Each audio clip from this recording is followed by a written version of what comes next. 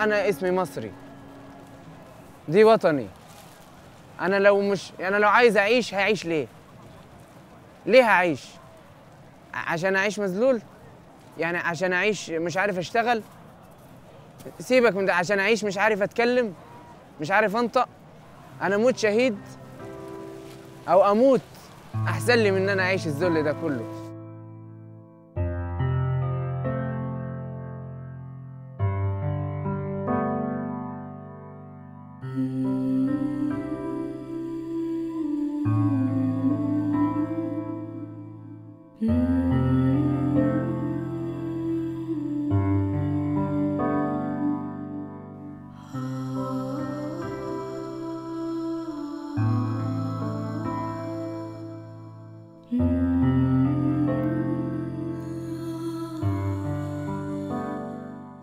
ليلة 25 كنت أنا وولاد خالتي متجمعين، يعني عاملين حسابنا إن إحنا نروح بكرة الصبح.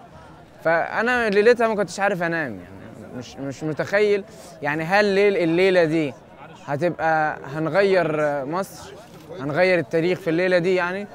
الشعب اختارك، قول لي مين في الشعب اختارك؟ يسقط حسني مبارك، يسقط حسني مبارك، قول لي مين في الشعب اختارك؟ موضوع الثورة جه في دماغي، أنا ما بقيتش أفكر في حاجة تانية خالص، يعني فرغت نفسي، يعني قلت خلاص بلدنا، سيبك من أي حاجة، مش في دماغي خالص شعري. لحد ما فجأة قررت بقى، قلت له لو أنت بتعاند هعاند أنا برضه، أنا مش هحلقه إلا لما تمشي.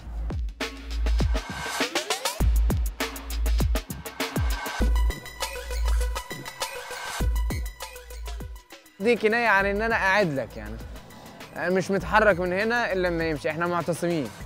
وفين؟ في الميدان. إحنا هنا قاعدين في الميدان. خلي بالك هو عمي خلاص، ما هو شايف. وانا برضه اهو زيه برضه، انا برضه مش هحلق معاك ان شاء الله. انا موافق. لسه انا حلقت. إحنا هنا جايين معتصمين عشان مطالب معينة. بننزل نكنس البلد، نكنس الشوارع، الميدان، ننظف. اللقمة اللي في ايدي بقسمها لغيري. الجميل الوحيد اللي ممكن يكون الريس، اللي هو ورانا معدن الشعب المصري.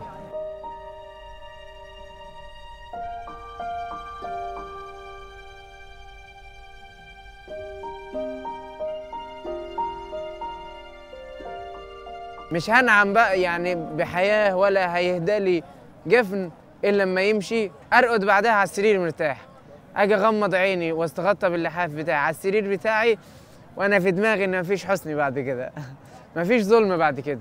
أقدر بكرة أصبح الصبح أطلع لو في حاجة غلط أقول عليها دي غلط، حد بيرمي حاجة على الأرض أقول له ما ترميش، ضابط بياخد رشوة أقول له لا تعالى على فكرة أنت غلطان، أقدمه للمحاكمة، أرفع عليه دعوة.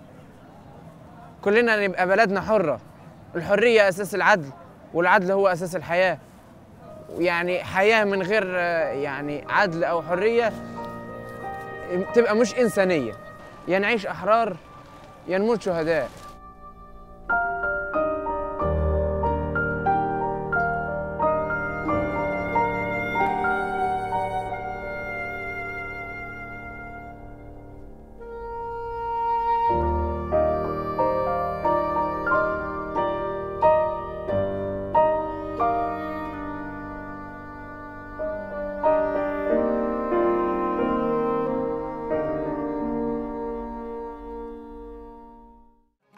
وصحينا وكرمتنا رجعت لينا، والله وصحينا وكرمتنا رجعت لينا، والله وصحينا وكرمتنا رجعت لينا، والله وصحينا وكرمتنا رجعت لينا. سيبك من المصالح دي مصر هي الصالح، سيبك من المصالح دي مصر هي الصالح، سيبك من المصالح دي مصر هي الصالح، سيبك من المصالح دي مصر هي الصالح.